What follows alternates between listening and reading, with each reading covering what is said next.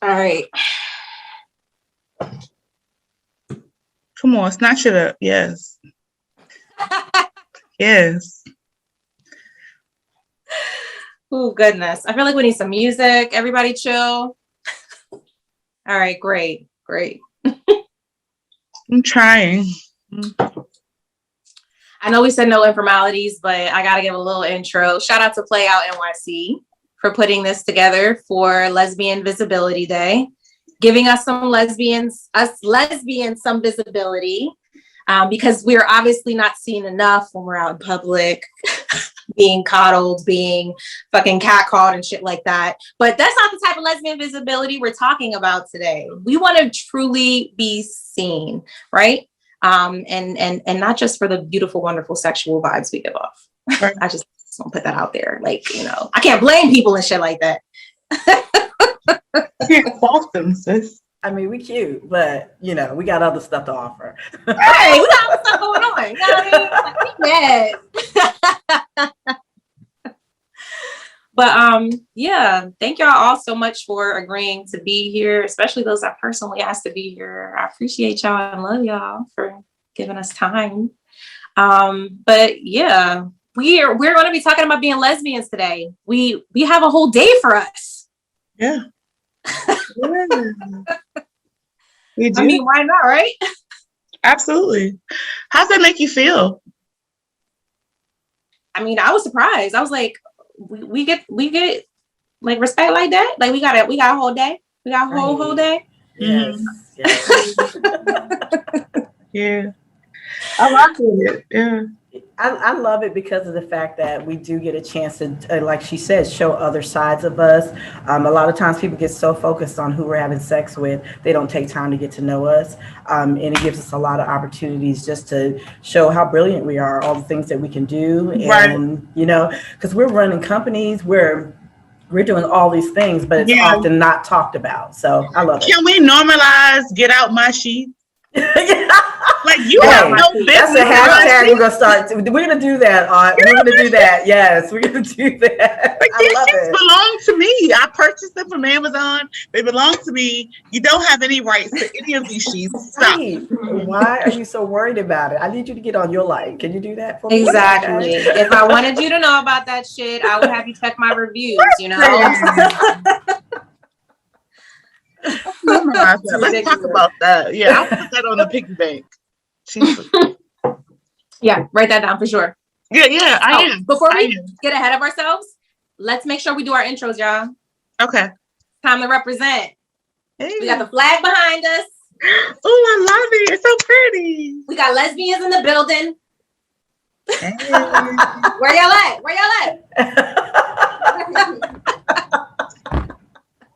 I didn't know we still existed. I thought we were an endangered. I think we are an endangered species. Agreed. Yeah, agreed. We're probably like one step away from a documentary on.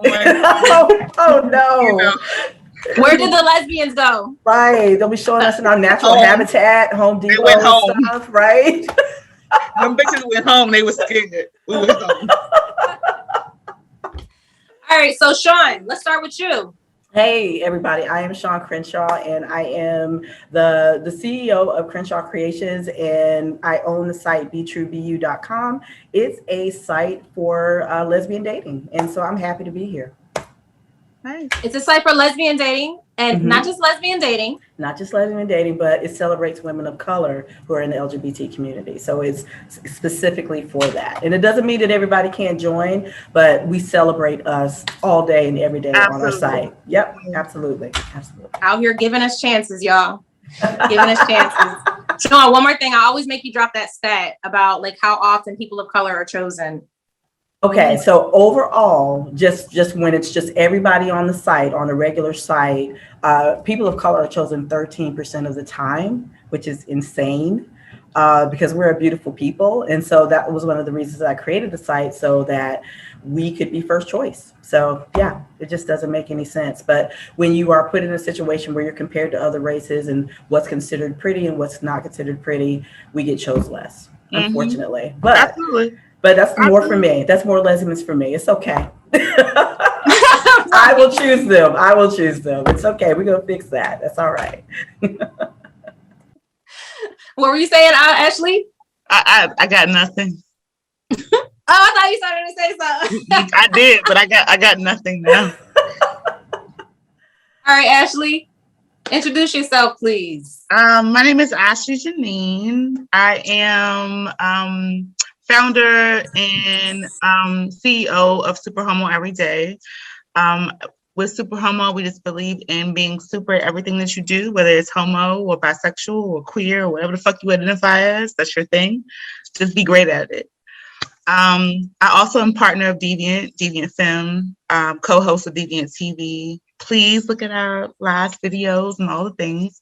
We will be releasing another season soon. And we just believe in both entities, just creating a safe space for queer people of color. We don't have that. And although we do have certain people that are stepping up, we need more. And so that's just what we represent. So, absolutely. Thank you, Ashley. Ayana, how are you? I'm good. Hi, everyone. Yeah, I'm Ayana. I work at the Ali Forney Center as a youth counselor. I've been there for 4 years.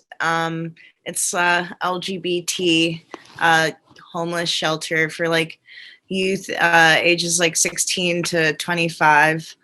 I also am like finishing like my degree in Brooklyn College for cultural anthropology and film.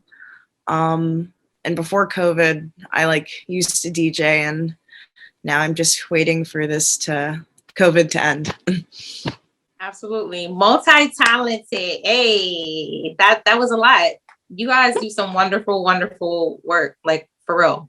And like so many different capacities. And I think like that's what I love about just LGBTQ folk. Like we just all over the place and doing all the things that matter and that make life more beautiful and that enable us to connect in different ways. So I salute y'all for everything that you guys do. Thank y'all so much. We got some great people in the room, y'all. These questions are it's gonna be nice tonight. Hey. I don't know if it's airing in the evening or whatever, but whatever. We'll just go with that. Wait, turn on tell the lights. Tell us what you do. Me? Okay. It's your turn. All right. I was gonna get to me. Mo didn't get on here just yet. Nah. All right, we good. Mo, what? I ain't even see. What? I'm here. I kind of want to give Mo's introduction. Y'all might know Mo in other ways, but I know Mo as the person who stood me up for brunch the other day when I was in Brooklyn, New York. That's how I know Mo. Wow. Oh, Mo, you didn't do that, Mo, did you? No. In all fairness, It was last minute, in all fairness. You ain't do that, Mo. Mm-mm. What's up, Mo? Nothing much, resting because I got to head to work later. But of course, I'm excited to be on this panel because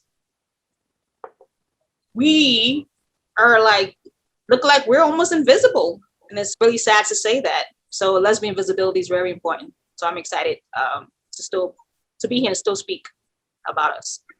Yeah. About us. Like I said, an endangered species. Like that's what's happening right now. Almost. It's getting to a point where you say you're lesbian, they just look at you like, what? Yeah. Like, yeah, right. Nothing else? No. Unicorns. There's nothing else. You gotta still like dick too. Like you gotta still like dick. There's no way that you're a whole lesbian. Right. There's no way. Listen, we gonna talk about it. We are certainly gonna talk about it. Let me put that in my notes. I'm fitting to be sad. Lesbians still love dick. This is a real note that's happening. Oh, right. No, I do. Just from my... And that's exactly why I want to talk about it. Listen, Mo, give your intro real quick so we can hop into this dick loving topic. I am Monique Cornell. They call me Brooklyn Mose on social media. I work in almost everything that's LGBT, meaning if you were selling pens and you're LGBT, I'm selling pens with you. We're doing this. I'm about support. I'm about the community. I am one of the director and producers for a documentary that'll be out called Identify as Me. I'm also work for a magazine called Unleashed Voice, The Unleashed Voice. And I am correspondent for New York. I also like a model, a digital model. I consider it digital because on websites you will see me on most clothing lines, meaning because I'm all about support. I'm also, I used to throw events, and of course you were part of it, for Sage tables, where I make sure that the elders and the youth are all together in one room eating and making sure that we have conversation, because we all have lost knowing each other of all ages. There's no more intergenerational connection. So that's been lost. Look at me. I try to sound the youth because I want the youth to know that I'm still here. I don't want them to lose me and say, I never learned anything. We're here to give them wisdom. So that's our job. I'm considering myself a liaison because I do a bunch of everything for the community, and there's still more I'm doing. Mm-hmm. So I don't stop. As long as I'm on this earth, I'm gonna keep going. So you don't sleep? No. My wife just said, she was like, what you got now? I'm like, I'm gonna be on the panel. Yep. She's like, go sleep.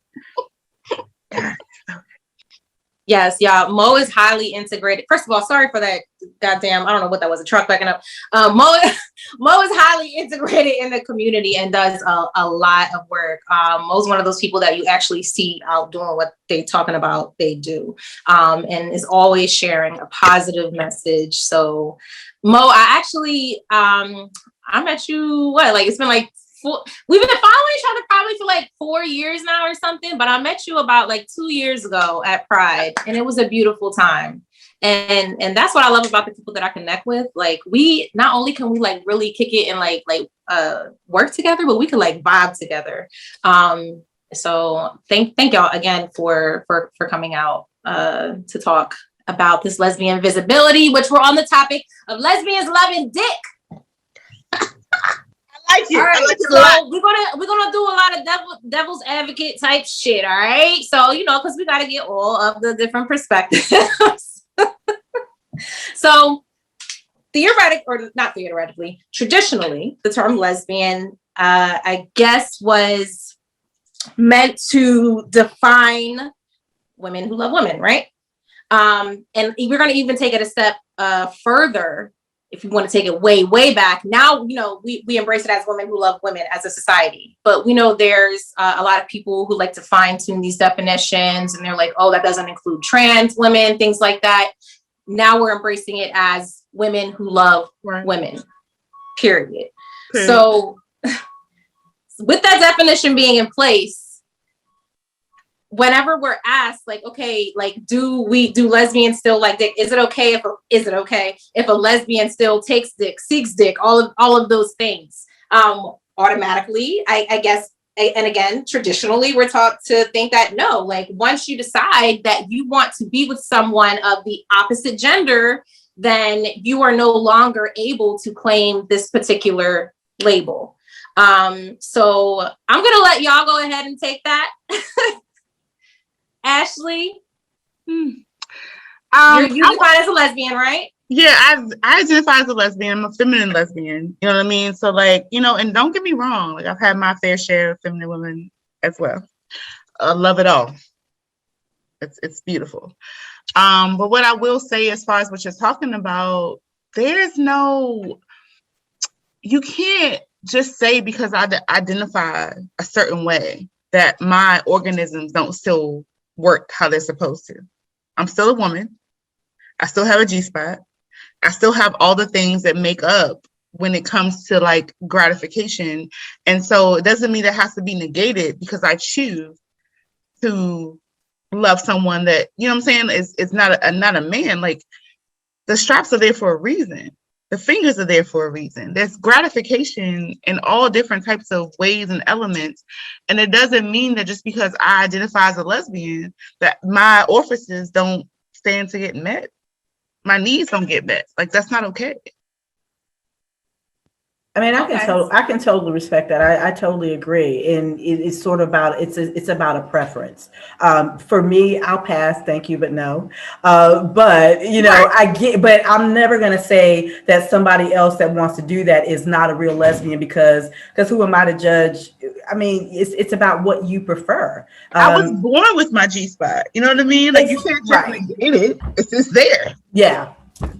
Exactly. And Exactly. again, it's back to the sexual gratification. Like that's what it comes down to. Okay, there you go. It's crazy, and there's a double standard. It's like men can sexually objectify things, right? But we're not allowed to as women or as lesbians.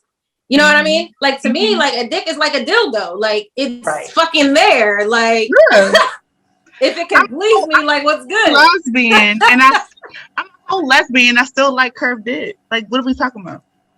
Curve it. It's all good, right? You can purchase it. Curve it for me, please. Yeah. So again, see, for me, where I draw the line, the reason why I consider myself a lesbian is because at the end of the day, who I want to share a life with, who I get emotionally attached to, who I fall in love with, that happens to be women. Yeah. And that's all it is for me. It's not that a man has never been able to sexually please me. Like we need to stop that whole thing. Like that's not the case whatsoever. Yeah. Whether it comes to head or whether it comes to getting fucked, like it's the same thing for me. But what makes it different and why I choose women and why I consider myself a lesbian is because there's a different attachment for me when it comes to women.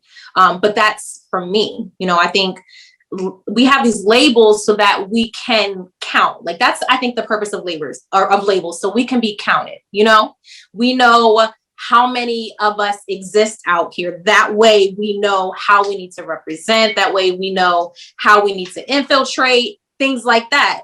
I think it has a purpose as far as, I guess, shaping society to know who identifies as certain things. But in our personal lives, for me personally, it serves no purpose. Like this just happens to be the people that I choose to love. I don't have to put a label on my personal life, but when I go to write something down on paper and I want to be counted and I want people to know that, hey, I exist out here, that's when that label matters to me. And that's when we kind of like get more defined with it, I guess you could say. We have any other opinions out there? Mo, Ayana?